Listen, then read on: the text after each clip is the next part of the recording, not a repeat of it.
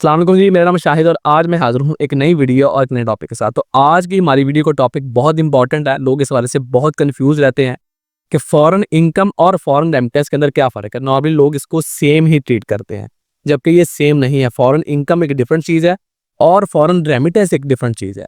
किस तरीके से, इस वीडियो के अंदर इंशाल्लाह मैं एक्सप्लेन करूँगा।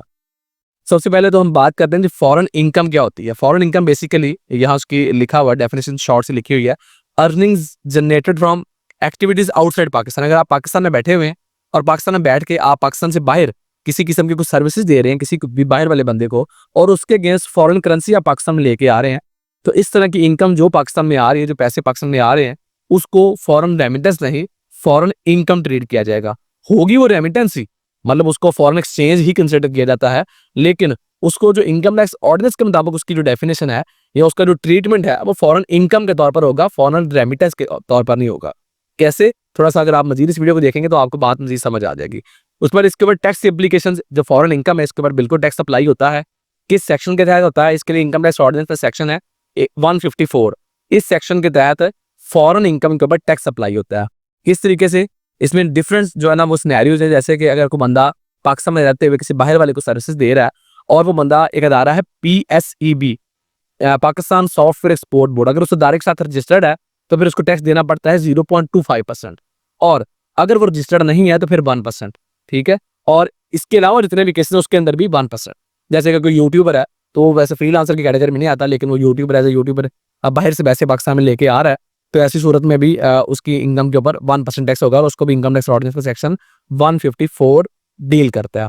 ठीक है जी। अब ये जो टैक्स आपके ऊपर लगता है किस तरीके से लगता है कि जब आपके अकाउंट में पैसे ट्रांसफर होते हैं तो फिर बैंक वालों के लिए लाजमी है कि वो आपके अकाउंट से इस लॉ के तहत सेक्शन 154 के तहत टैक्स विदहेल्ड करके जितना भी, मतलब जो कि यहाँ लॉ में लिखा हुआ है 0.25 या 1% या 1%, जिस कैटेगरी में भी आप फॉल करते हैं, ये बैंक वालों की जिम्मेदारी है कि वो आपका एनालिसिस करें, आपसे पूछे कि क्या आप इस अदारे के साथ रजिस्टर्ड है एज अ फ्रीलांसर, नहीं रजिस्टर्ड तो भी कंफर्म करें, और उसके अकॉर्डिंग जितना टैक्स बनता है आपका वो काट के आपके नाम से बकायदा FBR में जमा करवा दे। और जब आप साल के एंड पे अपनी इनकम टैक्स रिटर्न फाइल करेंगे तो आपके FBR मालूमात वाले पोर्टल के अंदर भी वो शो हो रहा होगा, और इवन कि आप बैंक से आप उसका सर्टिफिकेट भी ले सकते हैं, और वो सर्टिफिकेट लेके आपने वो टैक्स मुतल्लिका जगह पे एडजस्ट कर देना है।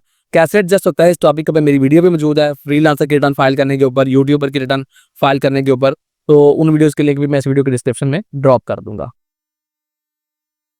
इसके बाद जब हम बात करते हैं फॉरेन रेमिटेंस की, फॉरेन रेमिटेंस बेसिकली ऐसे पैसे हैं, वैसे कि मैंने यहाँ कुछ इसकी डेफिनेशन भी लिखी हुई हैं, जो पैसे आप मल्टीपल सोर्सेज से बाहर से लेके आते हैं। जैसे कि एक बंदा खुद बाहर है, पाकिस्तान से बाहर है, ओवरसीज है, वहां से पैसे कमा के अपने ही पाकिस्तानी अकाउंट के अंदर, चाहे वो RDA अकाउंट है या उसका अपना लोकल अकाउंट है, उसके अंदर प्रॉपर बैंकिंग चैनल को यूज करते हुए कोई हुंडी का सोर्स इस्तेमाल किए बगैर अपने अकाउंट में पैसे भेजता है, तो वो उस बंदे की अपनी फॉरेन रेमिटेंस है। जो बंदा खुद बाहर बैठा हुआ अपने अकाउंट में बाहर से पैसे डाल रहा है तो उसकी अपनी फॉरेन रेमिटेंस है। वो कल को कभी भी FBR में उसको फायदा बनने की जरूरत हो तो वो उसको अपनी फॉरेन रेमिटेंस डिक्लेयर करेगा। तो एक तो इस तरह की अमाउंट में फॉरेन रेमिटेंस है। इसके अलावा अगर कोई बंदा बाहर से कमा के अपने किसी घर वाले के अकाउंट में पैसे भेज रहा है, फिर वो भी फॉरेन रेमिटेंस है, लेकिन वो फॉरेन रेमिटेंस उसके उस घर वाले की है जिसके नाम के या जिस बैंक अकाउंट के अंदर वो पैसे आ रहे हैं, जिस बंदे के बैंक अकाउंट में पैसे आए हैं, वो फॉरेन रेमिटेंस उस बंदे की ट्रीट होगी, ना कि भेजने वाले की होगी। ठीक है जी, ये दूसरी रेमिटेंस हो गई। उसके अलावा अगर इनके से कोई बंदा बाहर से अपने किसी रिश्तेदार के नाम के ऊपर ये जो एक्सचेंज वेस्टर्न यूनियन है या इसके अलावा पिन भेज के भी पैसे ट्रांसफर करते हैं, ID कार्ड के ऊपर पैसे ट्रांसफर करते हैं, तो इस तरीके से भी अगर पैसे लिए जाते हैं और उनकी प्रॉपर रसीद आप अपने पास रखते हैं जिस बंदे के नाम पे भी वो आते हैं, तो वो अमाउंट भी रेमिटेंस है, जिसके नाम पे आई है वो उसकी रेमिटेंस है। तो ऐसे पैसे भी रेमिटेंस है। इसके अलावा अगर कोई बंदा बाहर से एज एन ओवरसीज ट्रैवल करते हुए, बाहर से ट्रैवल कर रहा है पाकिस्तान की तरफ, और ट्रैवल करते हुए साथ में कोई वो जो भी फॉरेन करेंसी है वो ट्रैवल करके साथ ले आता है और फॉरेन करेंसी को बकायदा एयरपोर्ट के ऊपर भी डिक्लेयर कर देता है, और उसके बाद उसको पाकिस्तान में आके किसी प्रॉपर एक्सचेंज कंपनी के थ्रू एक्सचेंज करवाता है और उसकी प्रॉपर रसीद अपने पास रखता है, तो ऐसी अमाउंट भी फॉरेन रेमिटेंस ही कंसीडर होगी। इसके अलावा जो भी अमाउंट्स हैं वो आपकी फॉरेन रेमिटेंस कंसीडर नहीं होती अगर आप कोई हुंडी का सोर्स इस्तेमाल कर रहे हैं। इसके अलावा और कई सोर्सेज हैं, लोग बेहतर जानते हैं, जो पैसे भेजते हैं बाहर से या प्रॉपर एक्सचेंज कंपनी के जरिए अगर पैसे आ रहे हैं तो वो भी रेमिटेंस है। अगर इसके अलावा जितने भी सोर्सेज आप इस्तेमाल करते हैं वो सारे के सारे जो है ना उनको रेमिटेंस कंसीडर नहीं किया जाता।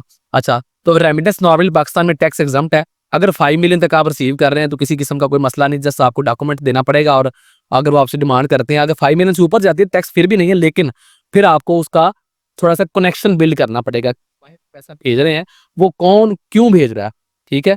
तो लिहाजा थोड़े से सवालों जो आप ज्यादा बढ़ जाते हैं अगर लिमिट 5 मिलियन की लिमिट को आप एक्सीड करते हैं ऐसी सूरत में। उसके अलावा जी कुछ और डिफरेंसेस फॉरेन इनकम और फॉरेन रेमिटेंस के अंदर यहाँ लिखे हुए हैं। नेचर ऑफ फंड्स यहाँ लिखा हुआ है, foreign income rises from business और एम्प्लॉयमेंट एक्टिविटीज अब्रॉड, ठीक है, फॉरेन इनकम के हवाले से कहा जा रहा है। While remittances are personal transfers, तो मतलब रेमिटेंसेस आप अपने पर्सनल पैसे कमा के तो भेजते हैं, तो ये एक नेचर ऑफ फंड्स का उन्होंने थोड़ा डिफरेंस एक्सप्लेन किया हुआ है। टैक्स लाइबिलिटी, फॉरेन इनकम के ऊपर टैक्स है जबकि फॉरेन रेमिटेंस के ऊपर टैक्स नहीं है, ये एग्जाम फ्रॉम टैक्स है। फिर उसके बाद source verification, foreign income tax requires documentation and proof of origin, foreign income जो है।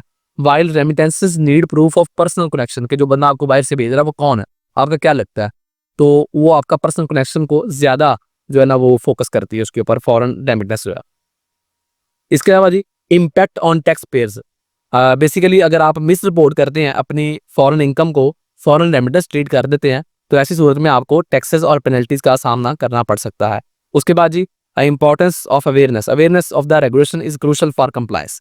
अगर आप वेल अवेयर नहीं है लॉ किससे, जैसे कि मैंने अभी जो चीज़ आपको बताई, अगर इससे पहले आप कुछ और ट्रीटमेंट कर रहे थे तो ऑब्वियसली आपको जो है ना वो लीगल कंप्लायंस का सामना करना पड़ सकता है।